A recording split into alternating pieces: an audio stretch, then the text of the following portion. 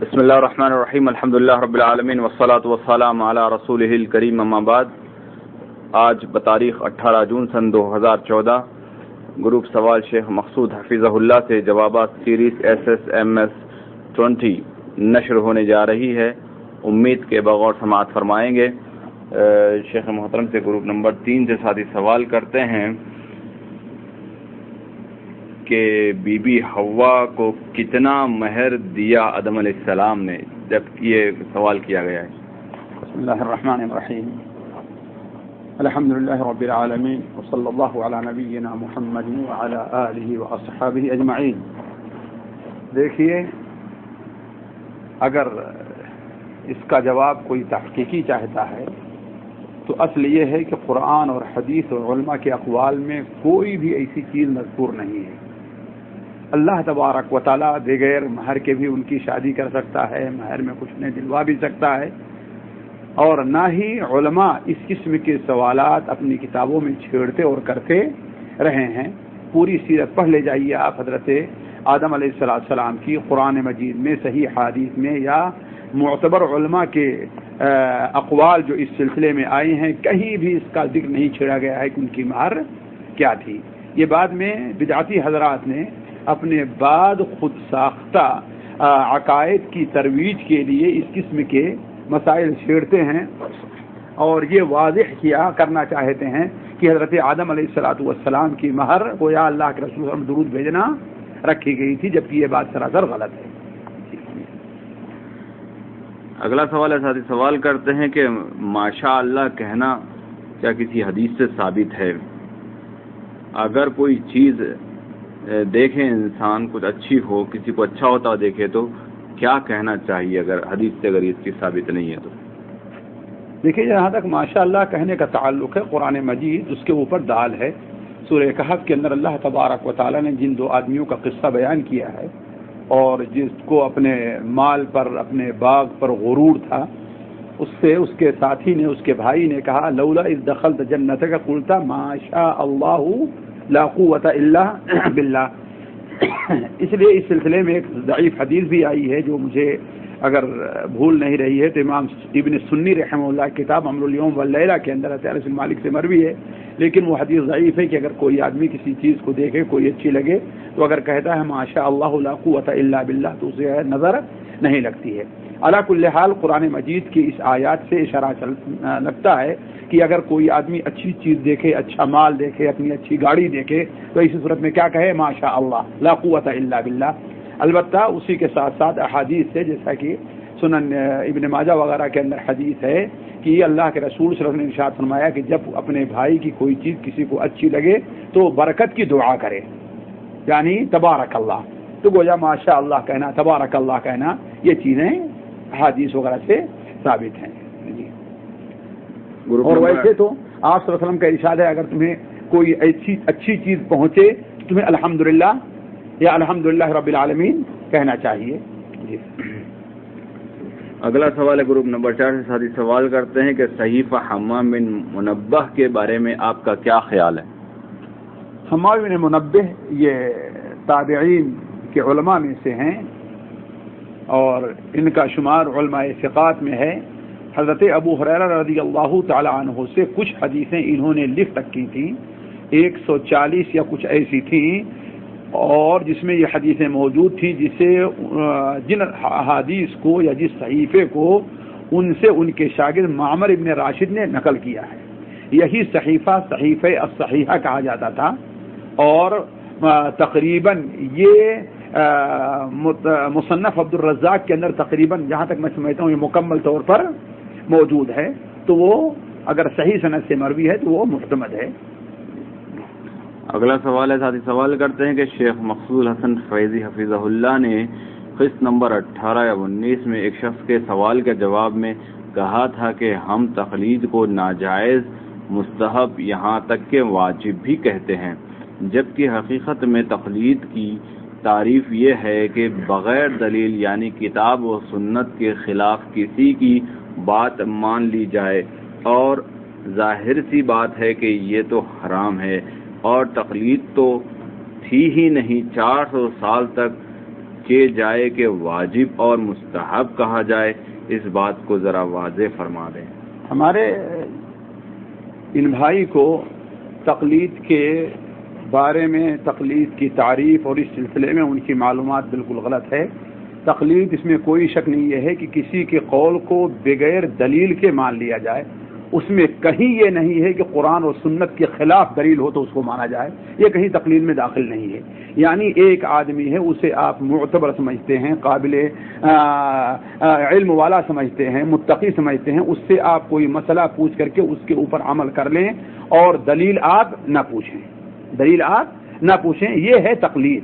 تو ایک آدمی کو ہم ظاہر بات ایک عالم سمجھتے ہیں، ہمارا علم سے زیادہ اس کا علم ہے، اور ہمارے پاس اس وقت اتنا موقع بھی نہیں کہ ہم دلیلوں کے اندر تفریق کر سکیں، تو ہم جس کو متقی پرہیزگار عالم سمجھتے ہیں اس سے پوچھ لیے کہ ہاں بھائی اس کا حکم شریعت میں کیا ہے، ہم اس کے اوپر عمل کر سکے، آپ اس کو اتباع کہیے، آپ اس کو تقلید کہیے، جو کچھ نام دیجیے، جو کچھ نام دیجیے۔ تو ظاہر بات اس کا منکر تو دنیا میں کوئی عالم ہے ہی نہیں، اس کا منکر نہ اسے ناجائز دنیا میں کوئی عالم کہتا ہے۔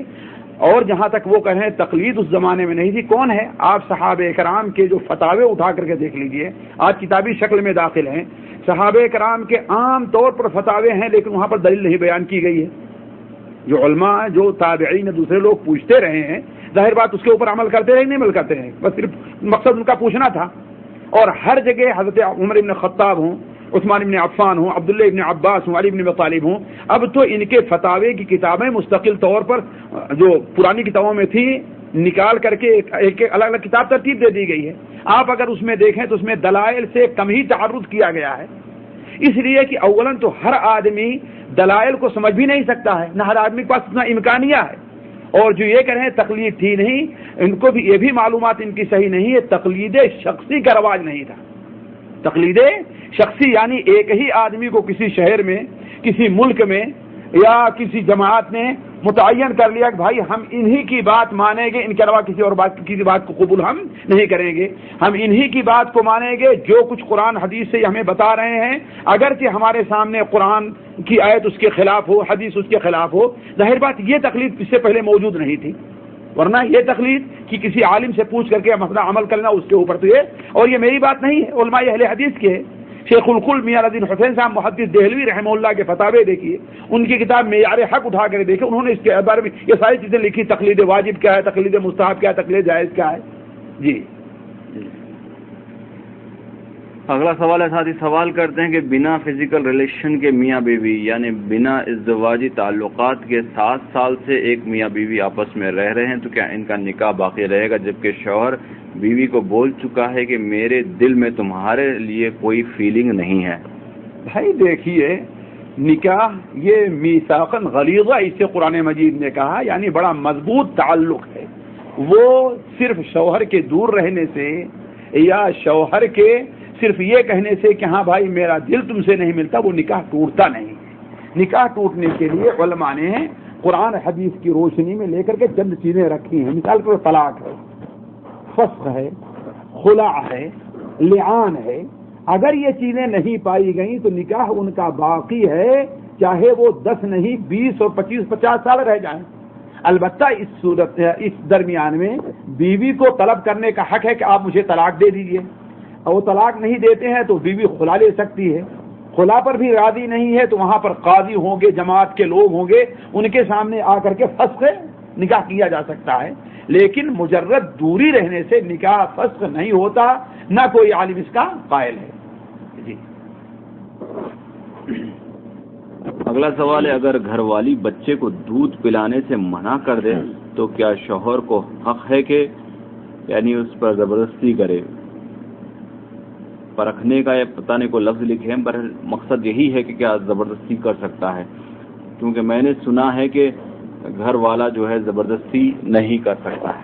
بظاہر دلائل یہی ہے کہ وہ زبردستی نہیں کر سکتا، لیکن اصل مسئلہ یہ ہے کہ اگر عورت بغیر کسی شرعی عذر کے، میں شرعی عذر کر رہا ہوں، یہ عام طور پر آج کے جو آزار بنا لیے ان کی بات نہیں ہے، بغیر شرعی عذر کے اپنے بچے کو دودھ نہیں پلاتی اور بچہ دودھ کا محتاج بھی ہے، باپ کو اس کے ضرر لاحق ہو رہا ہے، تو ایسی عورت گنہگار ہے۔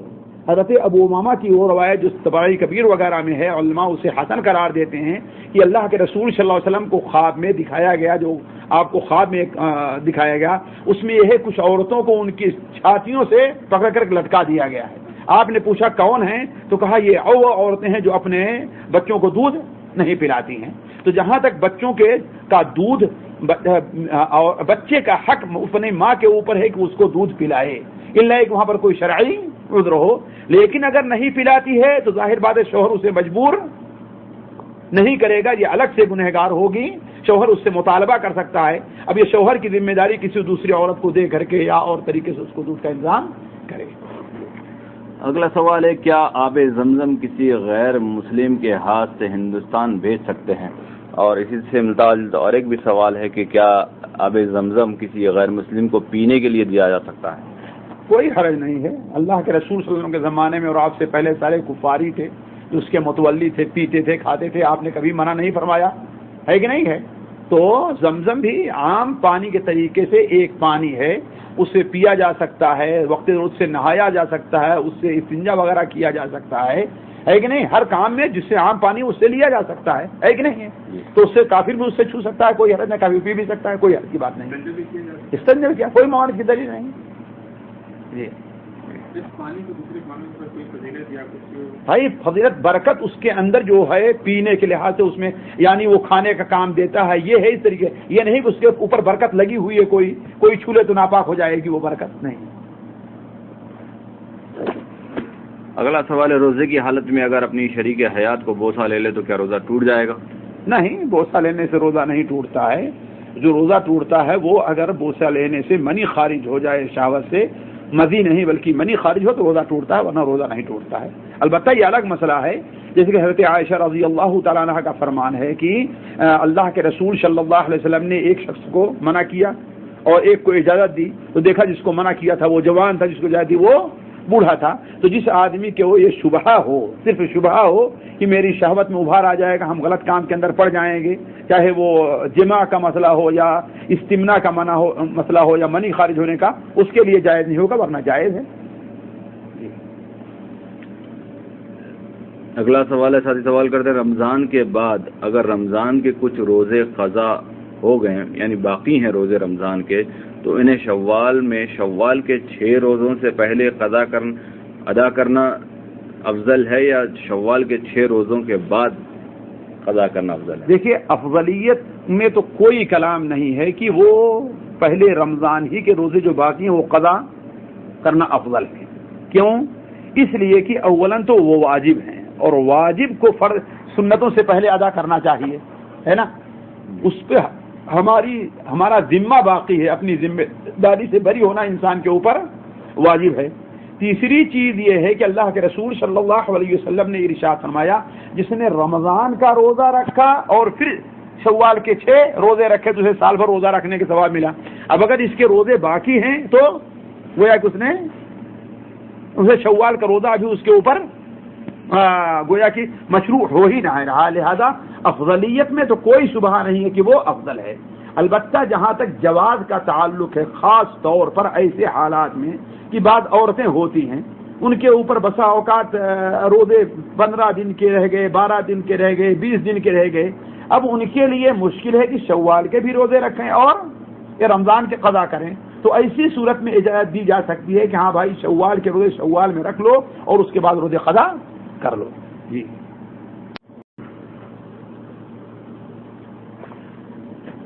گروپ نمبر 4 سے ساتھی سوال کرتے ہیں، میرا سوال یہ ہے کہ جو 10 خوبیاں اللہ کے رسول صلی اللہ علیہ وسلم کے تعلق سے بیان کی گئی ہیں کیا یہ صحیح ہیں؟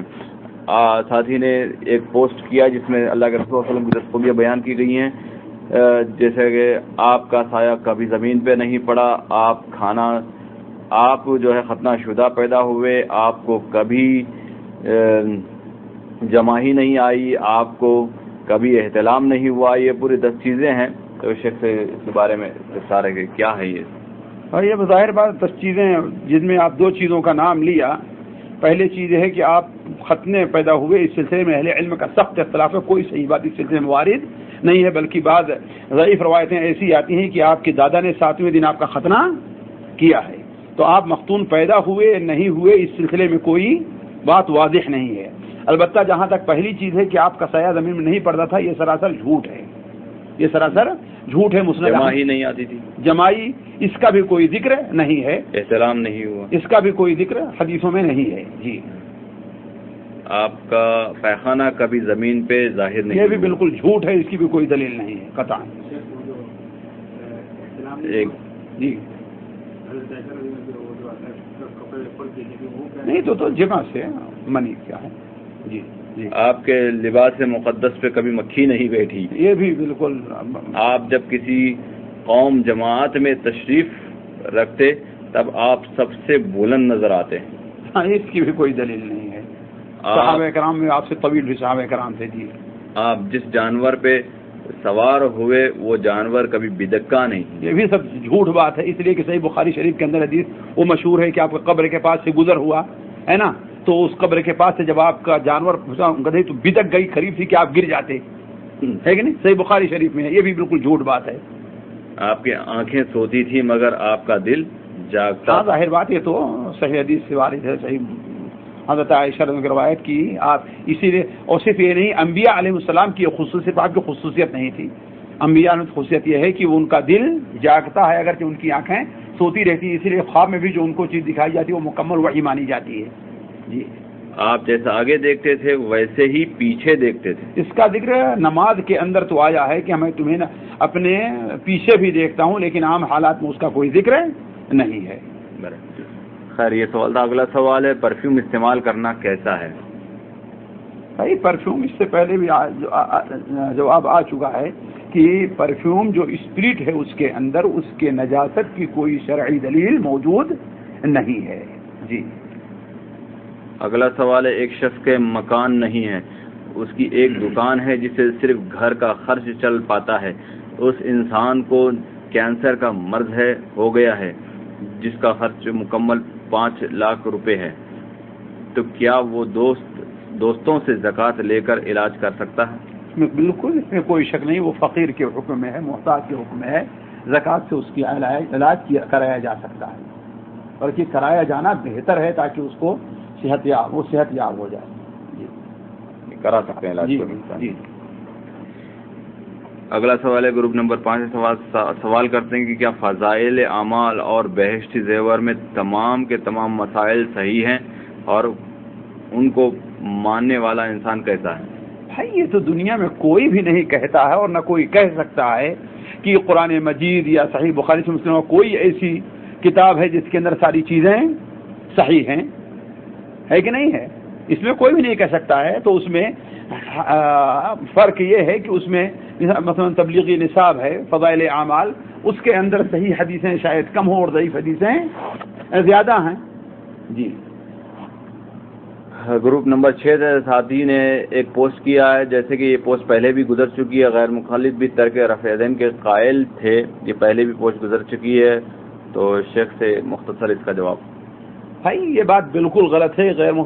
غیر مقلدین رفع الیدین کے قائل تھے، اس کا معنی اگر یہ لیتا ہے کہ ہاں بھائی وہ رفع الیدین نہ کرنے کو ثابت سمجھتے ہیں تو یہ بات بالکل غلط ہے. کوئی اس کا قائل نہیں. اس سے پہلے بھی ہم مطالعہ کیے تھے فتاوی علماء اہل حدیث جی، جس کے اندر اوپر سے اور نیچے سے بات کٹ کے لی گئی تھی. ہاں نہیں، اہل حدیث نے کسی نے اگر کہا تو اس کا مطلب یہ کہا ہے کہ اگر کوئی آدمی رفع الیدین نہیں کرتا، ہم نہیں کہتے، اس کی نماز باطل ہو جائے گی، اس کی نماز باطل ہو جائے گی. یہ علماء کہتے ہیں اور اس کو یہ لا کر اس کا معنی یہ لیا جاتا ہے کہ ہاں لوگ رفع الیدین نہ کرنے کے قائل ہیں. ظاہر بات یہ تو باللہ وجہ کا دھوکہ ہے. اور ایک پوسٹ ساتھی نے پوسٹ کی تھی کہ جو سری لنکا کے کسی دائی ہیں جو پتہ نہیں کہاں کے، جس کو چیلنج کر رہے تھے کہ وسیلے کے تعلق سے جو ہے جتنی بھی آیتیں ہیں نہ مانگنے کی وہ سارے کفار کے تعلق سے مسلمانوں کے لیے نہیں ہیں. تو اس پر ذرا میں گزارش کروں گا کہ شیخ کچھ بولیں. دیکھیے جہاں تک وسیلے کا تعلق ہے، سب سے پہلے تو یہ چیز دیکھنی چاہیے کہ وسیلہ یہ ایک شرعی چیز ہے، ایک شرعی حکم ہے. اس کے ثبوت کے لیے قرآن اور حدیث سے دلیل ہونی چاہیے. ہم وسیلے کے منکر نہیں ہیں، لیکن ہم اسی وسیلے کے قائل ہیں جو وسیلہ قرآن اور حدیث سے ثابت ہے. البتہ یہ لوگ جس وسیلے کے قائل ہیں کہ کسی نبی یا ولی کا وسیلہ لیا جائے اور اس میں بھی وسیلے کی ایک شکل یہ بتاتے ہیں کہ اگر نبی اور ولی سے مانگا جائے تو گویا یہ ڈائریکٹ یوں نہیں کہ سوال کیا جائے کہ میری بگڑی بنا دو، تو گویا یہ ایک وسیلہ ہے اللہ تعالیٰ سے مانگنے کا. تو یہ ایسی چیز ہے کہ اس کا ثبوت کہیں بھی قرآن اور حدیث میں ہے ہی نہیں.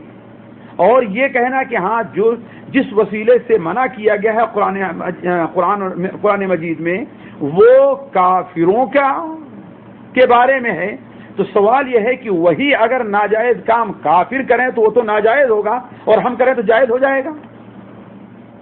ہمیں کافروں کی یہ باتیں ذکر کر کے اسی لیے تو متنبہ کیا گیا ہے کہ تم لوگ اس کے اندر نہ پڑ جانا. یا ایھا الذین آمنوا لا تکونوا کالذین کذا وکذا، ہے کہ نہیں؟ لا تغلوا فی دینکم ولا تتبعوا اهواء قوم قد ضلوا من قبل واضلوا كثيرا وضلوا عن سواء السبيل. تو اللہ تعالیٰ نے ہمیں جگہ یہ قرآن مجید میں کافروں کی، مشرکین کی، منافقین کی مشابہت سے منع فرمایا ہے. تو جب یہی بزرگوں کا وسیلہ لینا، جیسا کہ صحیح بخاری اور مسلم میں موجود ہے کہ حضرت نوح علیہ الصلوۃ والسلام کے اندر جس کی قوم میں سب سے پہلے جو شرک ہوا ہے وہ بزرگوں کے وسیلے لینے کی وجہ سے ہوا. اور وہ سوا یہ لوگ کیا تھے؟ بزرگوں کے نام تھے جن کا یہ لوگ وسیلہ لیا کرتے تھے، ان کا بت بنا لیا تھا. فرق یہ ہے کہ انہوں نے ان کے بت تراش کر لیے ہیں، اور ہمارے اندر فرق ہے کہ ہم نے ان کو قبر کے اندر دفن کیا اور کیا قبر کی صورت میں پیش کر رہے ہیں. اور یہ ساری چیزیں صنم میں داخل ہیں. اسی لیے علماء کہتے ہیں وثن میں اور صنم میں فرق ہے. وثن وہ ہوا کرتا ہے جو کسی انسان کی شکل میں ہو، اور صنم وہ ہوتا ہے چاہے انسان کی شکل میں ہے، درخت کی شکل میں ہے، یا پتھر کسی بھی شکل میں ہے. تو کہنے کا مطلب یہ ہے کہ اللہ تبارک و تعالی نے کافر قوموں کے جو یہ حالات بیان کیے ہیں اور ان کے کاموں پر نقد کیا ہے، اس کا مطلب یہی ہے کہ ہم ان کاموں سے بچیں. اگر وہ کام انہوں نے کیا، جو کام انہوں نے کیا ہے اگر ہم بھی کرتے ہیں تو گویا ہم بھی انہی کے طریقے سے کافر اور مشرک ہوں گے. جی. اور دوسری چیز یہ ہے کہ سب سے اہم چیز ہے کہ آپ کوئی دلیل لے آئیے قرآن سے اور حدیث سے کہ اللہ کے رسول صلی اللہ علیہ وسلم نے یا کسی صحابی نے یا کسی تابعی نے یا کسی امام نے کسی ولی کا وسیلہ ان صورت میں لیا ہو جن صورتوں میں آپ لیتے ہیں، کسی کی قبر پر یا دور رہ کر کے کھڑے ہو کر کہا ہو کہ موری بگڑی بنا دینا معین الدین اجمیری، کسی نے کہا ہو، یہ تو کسی نے کہا، یہ تو آپ لوگوں کی بدعت ہے جو کافروں کے ساتھ مشابہت ہے. جی. اگلا سوال ہے ساتھی جیسے اس سے پہلے بھی سوال کیا گیا تھا اور ان کا جواب دیا گیا تھا کہ میں ایک شافعی لوگوں کے ساتھ کام کرتا ہوں اور انہی کے پیچھے نماز پڑھنی پڑتی ہے، اور ان کا مسا جو ہے 5 سے 6 سینٹی میٹر وہ صرف مسا کرتے ہیں سر کا. یہ سارے تفصیل کے ساتھ سوال کیا گیا تھا، لیکن ساتھی نے پھر اس کو سوال کو دہرایا ہے اور ہم سے گزارش کی ہے کہ ہم دوبارہ سوال رکھیں. شاید آپ کے سننے میں یہ میرے خیال سے کچھ کنفیوز ہو گیا ہوگا، دوبارہ سنیں. لیکن پھر بھی آپ کے جو ہے طلب پہ دوبارہ پیش کر رہے ہیں کہ ان کا یہی گمان ہے کہ جب ان کا وضو صحیح نہیں ہوتا ہے تو کیا ان کے پیچھے نماز صحیح ہوگی. یہ ساتھی کا مین پوائنٹ ہے. اللہ کے بندے، قرآن مجید میں سر کے مسح کا حکم دیا گیا ہے، لیکن وہ تحدید نہیں ہے کہ آیا پورے سر کا مسح ہے، چوتھائی سر کا مسح ہے، یا کیا چیز ہے. تو اب علماء اس طرف لغت کی طرف گئے ہیں، عربی لغت میں جس میں قرآن نازل ہوا ہے، کہ بعد نے کہا کہ چوتھائی، جیسے امام ابو حنیفہ رحمہ اللہ کا مسلک ہے، بعد نے کہا کہ مسح کا اگر ایک جز کے اوپر بھی، ایک حصے پر بھی مسح ہو تو اس کو مسح کا اطلاق ہوگا. امام شافعی رحمہ اللہ کا مسلک یہ ہے کہ مسح کے لیے سر کے چند بالوں کا مسح کر لینا کیا ہے وہ کافی ہے. البتہ سنت یہی ہے، ان کے نزدیک بھی مستحب یہی کہ پورے سر کا مسح کیا جائے. اب وہ اپنے اجتہاد سے اس کو سمجھ رہے ہیں کہ ہاں یہ وضو صحیح ہے، لہذا ہم ان کے وضو کو باطل اور ان کی نماز کو باطل ہونے کا ہم حکم نہیں لگا سکتے، ہے نا. جب ان کے نزدیک انشاءاللہ وہ مجتہد ہیں، جیسا کہ اللہ کے رسول صلی اللہ علیہ وسلم ہر مجتہد غلطی بھی کرتا ہے، اس سے صحت کو بھی پہنچتا ہے اور غلطی بھی کرتا ہے. اب اگر امام شافعی رحمہ اللہ کو مان لیا جائے کہ یہ ان کی غلطی تھی، لیکن اجتہاد پر ان کو اجر ملے گا، اور جن لوگوں نے ان کے اس اجتہاد کو صحیح سمجھا، اس کے مطابق عمل کر لے رہے ہیں، تو ان کا یہ عمل صحیح مانا جائے گا. اللہ تعالیٰ کے نزدیک انہیں نماز چھوڑنے یا وضو نہ کرنے کا گناہ ان کے نزدیک نہیں ہوگا. جی.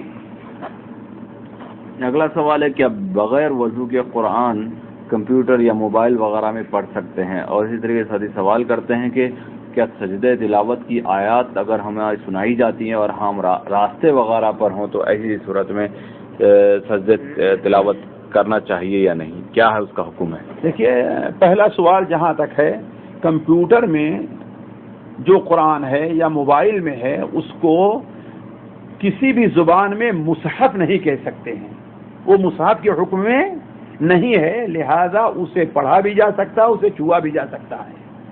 اور دوسرا سوال جو کیا گیا ہے سجدہ تلاوت کا، سجدہ تلاوت دیکھیے اولاً تو اگر ہم دیکھیے فرق ہے، ہم نے سنا یا ہم اس کو سن رہے ہیں۔ اگر ہم سن رہے ہیں، غور سے سن رہے ہیں، تو ہمارے لیے سجدہ تلاوت مشروع ہے۔ اب ہمارے لیے جو صورت بھی ممکن ہو، آسان ہو، ہم چل رہے ہیں، گاڑی پر بیٹھے ہیں، ہم اشارے سے اپنے سر کو جھکا کر کے سجدہ تلاوت کر لیں، ہے کہ نہیں ہے؟ یا کوئی بھی جو صورت اس کی ممکن ہو سکتی ہے، جیسے جب سفر کے اندر انسان جب سواری پر ہے، وہ نفل نماز پوری کی پوری اپنے اشارے سے پڑھ سکتا ہے، خواہ قبلہ رخ نہ بھی ہو، خواہ قبلہ رخ نہ بھی ہو، تو سجدہ تلاوت تو زیادہ حقدار ہے کہ وہ اس طریقے سے کیا جا سکے، جی، یعنی اشارے سے کر لیا جائے وہ کافی ہوگا۔ جی، اگلا سوال ہے، ساتھی نے ایک پوسٹ کیا، ابن حجر رحمۃ اللہ علیہ کہا کہ بخاری میں 88 غیر اسلامی فرقے سے ہیں۔ بہرحال ایک پوسٹ ہے جو ایک ساتھی نے کیا ہے اور انہوں نے لکھت جواب طلب کی ہے، جبکہ معلوم ہونا چاہیے کہ گروپ کا اصول ہے کہ جواب جو ہے آڈیو میں دیا جاتا ہے، اور یہ جو پوسٹ ہے آپ کا غیر واضح ہے، تو براہ کرم آپ اس میں جو سوال آپ کا جو ہے وہ براہ کرم لکھ کر تحریری شکل میں بھیجیں تاکہ ہمیں پتہ چلے کہ آپ کا سوال کیا ہے۔ اگلا سوال ہے، ساتھی سوال کرتے ہیں کہ شیخ محترم مزی اور ودی کا مسئلہ ہمیں سمجھا دیں، کیا اس کے علاوہ بھی کوئی چیز ہے جس کے نکلنے سے جو ہے وضو ٹوٹ جاتا ہے؟ دیکھیے، اور اگر یہ نماز میں نکل جائے تو نماز کنٹینیو کریں گے یا توڑیں گے، یہ بھی ان کا سوال ہے۔ دیکھیے، ودی معلوم ہے کہ وہ جو پیشاب سے پہلے یا پیشاب کے بعد سفید پانی کی شکل میں باہر آتی ہے، اور مزی ہے اس کا رنگ پانی کا ہوتا ہے۔ جب انسان کی شہوت ابھرتی ہے تو اس کے شرمگاہ سے یہ چیزیں باہر آتی ہیں، اور یہ دونوں چیزیں وضو کو توڑنے والی ہیں۔ جس وقت بھی ہو، اگر حالت نماز میں بھی یہ چیز آ گئی تو اگر یہ بیماری کی شکل اختیار نہیں کر گئی ہے کہ وہ برابر رہتی ہے کہ انسان نماز بغیر ان کے نکلے ہوئے پڑھ ہی نہیں سکتا، تو اگر یہ صورتحال نہیں ہے تو ظاہر بات اس سے وضو بھی ٹوٹ جائے گا اور نماز بھی ٹوٹ جائے گی۔ نماز کو توڑ کر کے اس کو صاف کر کے دوبارہ وضو کرنا ضروری ہوگا اور نئے سرے سے نماز پڑھی جائے گی۔ جی، اگلا سوال ہے، سوال کرتے ہیں کہ مسلم لڑکی کا شادی میں مانگ بھرنا کیسا ہے، صحیح ہے یا غلط؟ مانگ بھرنا یہ کیا چیز ہے، میں اس اصطلاح کو سمجھتا نہیں۔ اگر مانگ بھرنے سے وہ مراد لینے سے ہندو سندور وغیرہ رکھتے ہیں، ظاہر بات ہندوؤں کی غیر قوم کی مشابہت ہے، وہ جائز نہیں ہوگی۔ جی، اگر کوئی فیشن کے طور پر اگر کوئی کر لے یا کوئی جیسے بھی کرے، فیشن ہو یا وہ بھی ہو، وہ تو ناجائز ہوگی نا۔ مشابہت میں، مشابہت عادات میں بھی مشابہت ناجائز ہے، جی جی، تو بھی ناجائز ہوگی۔ یعنی کسی بھی قسم کا کلر سر میں لگانا اس کے لیے جائز نہیں، کسی بھی قسم الگ مسئلہ، یہاں مانگ بھرنے کی بات ہے، اس لیے کہ ہندو کا مانگ جو ہے وہ تو ریڈ بھرتے ہیں اور لال کلر کا، اگر کوئی گرین بھر دے نہیں، تو اب یہ ہے کہ کیوں بھر رہا، وجہ اس کی ہوگی۔ تو اگر خوبصورتی کے لیے عورت اگر کوئی استعمال کر لے گرین یا پیلا کلر، کوئی بھائی دیکھیے، اگر کلر بدل جائے تو جو چیز ہوگی وہاں پر، وہ چیز اگر بذات خود جائز ہوگی، دوسرے اس میں کسی قوم کی مشابہت نہیں پائی جائے گی تو وہ چیز جائز ہوگی۔ ایسا اگر اس نے کسی فاسقوں، فاجروں، کافروں کی مشابہت میں کیا ہے تو وہ ناجائز ہوگی، اور اگر جس ماحول میں رہتا ہے عام طور پر بغیر کسی مشابہت کے مسلم معاشرہ بھی ہے، وہ اس قسم کی زینت اختیار کرتا ہے تو کوئی حرج کی بات نہیں ہے۔ جی، اگلا سوال ہے، ساتھی سوال کرتے ہیں کہ یہاں سعودی عرب میں یہ عمل عام ہے کہ نماز کے دوران جب اگلی صف میں جگہ خالی ہو جاتی ہے تو آگے بڑھ جاتے ہیں، تو اس کا کیا حکم ہے؟ یعنی جو لوگ پیچھے رہتے ہیں آگے بڑھ جاتے ہیں؟ جی، کوئی حدیث سے ثابت ہے یہ چیز؟ بھائی دیکھیے، یہ عمل دو لحاظ سے بہتر اور مستحب ہوگا. ایک لحاظ سے تو یہ کہ اللہ کے رسول صلی اللہ علیہ وسلم نے صفوں کی جگہ کو پر کرنے کا حکم آپ صلی اللہ علیہ وسلم نے دیا ہے. اب آپ دیکھ رہے ہیں کہ دوسرا کوئی آدمی دائیں بائیں سے نہیں آ رہا ہے تو آپ آگے بڑھ کر کے اس صف کو پوری کر لیں اور آپ کی جگہ کوئی دوسرا آدمی لے لیں. انشاءاللہ یہ بہتر کی چیز ہے. دوسری چیز جہاں تک مجھے یاد آ رہا ہے کہ سنن ابو داؤد میں ایک روایت ہے، نبی کریم صلی اللہ علیہ وسلم نے ارشاد فرمایا صفوں کو درست کرنے اور جگہ درمیان میں جگہ نہ چھوڑنے کی تاکید کرتے ہوئے آپ نے ارشاد فرمایا کہ سب سے اللہ تعالیٰ کے نزدیک سب سے محبوب قدم وہ قدم ہے جو کسی صف کو درست کرنے کے لیے اٹھایا جائے. اللہ تعالیٰ کے نزدیک سب سے محبوب قدم وہ قدم ہے جو کسی صف کو درست کرنے کے لیے اٹھایا جائے. تو اب یہ بندہ اس صف کو درست کرنے، جگہ کو پر کرنے ہی کے لیے اٹھا رہا ہے، لہذا یہ چیز قابل تعریف ہوگی. جی اگلا سوال ہے، ساتھی سوال کرتے ہیں کہ اشرف المخلوقات کون ہیں؟ بھائی ظاہر بات اشرف المخلوقات دلیل انسان ہے، اس لیے کہ اللہ تبارک و تعالی نے انسان کو، حضرت آدم علیہ السلام کو کے لیے فرشتوں کو حکم دیا کہ وہ سجدہ کریں. ظاہر بات اس سے ان کا شرف ثابت ہوتا ہے، لیکن اس سے مراد جن سے انسان ہوگا، انسان کا ہر فرد نہیں ہوگا. جن سے انسان ہر فرد نہیں ہوگا، اس لیے کہ بعض فرد ایسے ہیں جو کہ کتوں سے بھی بدتر ہوں گے، ہے کہ نہیں ہے؟ اور خود اللہ تعالیٰ نے اولئک ہم خیر البریہ سورہ البینہ کے اندر فرمایا ہے نیک عمل کرنے والے لوگ ہیں. تو اشرف المخلوقات انشاءاللہ اس میں کوئی شک نہیں کہ وہ انسان ہے. آخری سوال ہے، ایک ساتھی یہ سمجھنا چاہتے ہیں جن کو کنفیوز ہے کہ امت کے اللہ کے رسول صلی اللہ علیہ وسلم کا جو فرمان ہے کہ امت کا ایک گروہ ہمیشہ حق پر رہے گا، مختصر سے شیخ ان کو جو اس کا مطلب سمجھا دیں. بھائی دیکھیے، حق پر رہے گا اور حق ہی پر رہ کر کے وہ جہاد کرتا رہے گا، حق پر رہ کر کے وہ قتال کرتا رہے گا، تو اس سے یہ مطلب کہاں ہے کہ وہ کسی امام کے بغیر کرتا رہے گا، وہ کسی امام کے بغیر. اور یہ فرق کرنا چاہیے کہ جہاد دو ہے. جہاد ایک استیناف یعنی آگے بڑھ کر کے دوسرے ملک کسی پر حملہ کرنے کا ہے، اور ایک جہاد بالدفاع ہے، کوئی ہمارے اوپر حملہ کیا تو اس سے دفاع کرنے کے لیے. تو علماء نے جو شرط لگائی امام کی اس جہاد کی ہے کہ ہم کسی ملک کے اوپر حملہ کر رہے ہیں، ہے نا. اور اگر ہم پر کوئی آدمی حملہ کر رہا ہے تو اب وہاں پر امام کے اجازت کی ضرورت نہیں، ہر انسان کو حق بنتا ہے کہ اپنی طرف سے دفاع کرے. تو یہ صورت لیتے ہیں جو جہاد کی دوسری صورت ہے، تو یہ قیامت تک چل سکتی ہے اور چلتی رہے گی. جی جزاکم اللہ خیر و احسن الجزا. یہ تھی سیریز SSMS 20.